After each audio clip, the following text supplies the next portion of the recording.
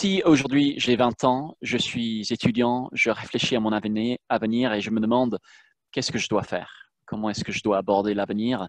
Est-ce que vous pourriez chacun donner quelques éléments de réflexion pour un jeune étudiant qui se pose cette question-là?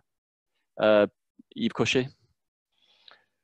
Eh bien, j'hésite un peu parce que j'ai deux petits-fils. Il y en a un qui a 20 ans qui est étudiant en fac de psycho et l'autre qui a 13 ans qui est en seconde.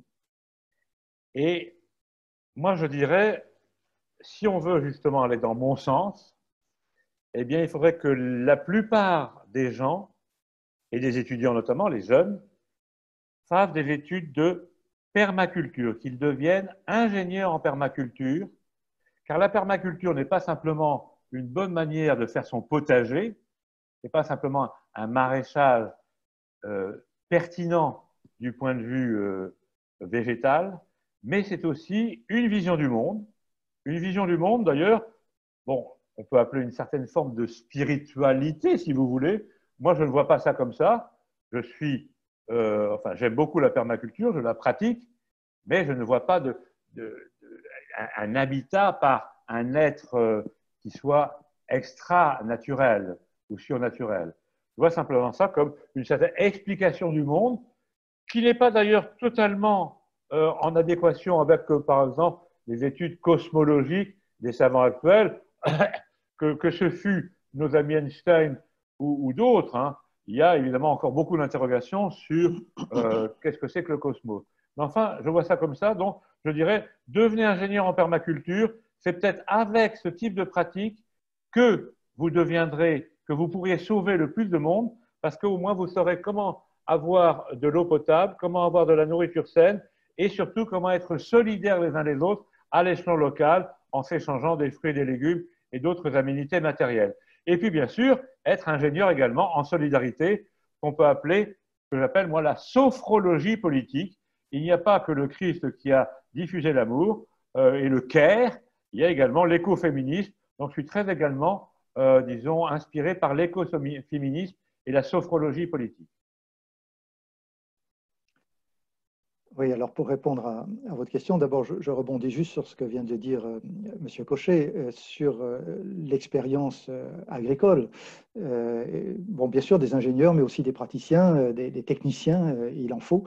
Un bon conseil, renseignez-vous sur ce qui s'est fait au Sahel. Je cite cet exemple parce que, je le redis, j'ai beaucoup circulé dans ce monde, j'ai essayé de voir quelles étaient les possibilités dans des endroits extrêmement divers, dans des pays dit-on, en développement.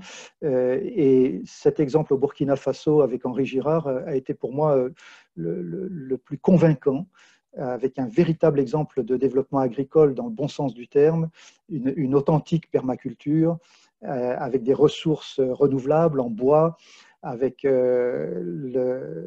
l'assolement, les techniques agricoles qui permettent d'augmenter les rendements de façon respectueuse de l'environnement naturel. Il n'y a aucun intrant chimique ou autre, l'utilisation du compost, enfin tout ça est parfait. C'est un système qui me semble excellent et qui a été mis au point, alors ça sera d'ailleurs le lien avec mon deuxième point sur cette question, qui a été mis au point par un homme qui n'a quasiment pas fait d'études. Il a un diplôme, je dirais, élémentaire en agriculture et il ne s'en cache pas et il n'en a nullement honte, mais il a eu le courage d'aller sur le terrain, de vivre avec les gens, de ne pas venir justement comme un ingénieur avec des idées toutes faites, de regarder les gens vivre et avec leurs instruments, avec leurs moyens et de les améliorer avec eux. Ça, c'est absolument extraordinaire.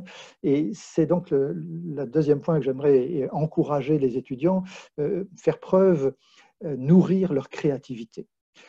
Moi, je crois beaucoup en cela. Nous sommes créés à l'image de Dieu, alors pour revenir un peu à la fois, et avec cette faculté de penser, d'aimer, de réfléchir, d'agir. Voilà ce que c'est hein, que l'image de Dieu.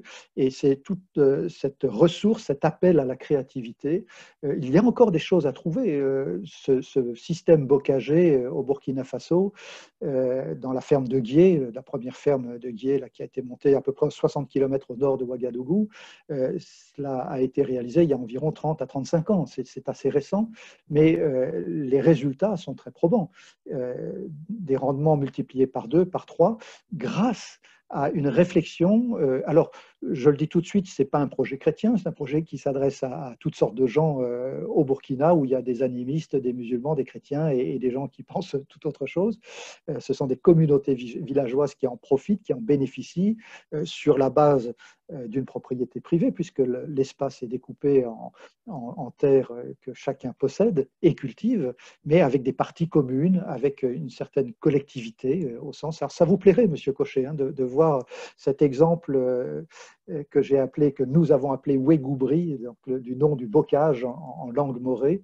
Et là encore, il y a un livre qui est paru sur ce sujet, Un bocage au Sahel, qui raconte toute cette très belle histoire et surtout la réalité. Alors, c'est pour encourager les étudiants. Il y a encore des choses à faire, à découvrir. Et justement, bon, oui, l'effondrement, tout cela peut survenir, mais pour l'instant et à l'instant T, là où nous en sommes, sans connaître quoi que ce soit du lendemain, eh bien, je dirais, allons de l'avant, malgré tout.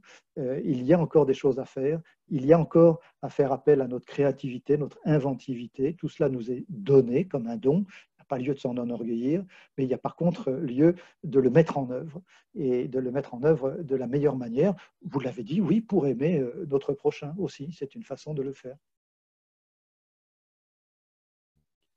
Faire appel à notre créativité et à notre créateur.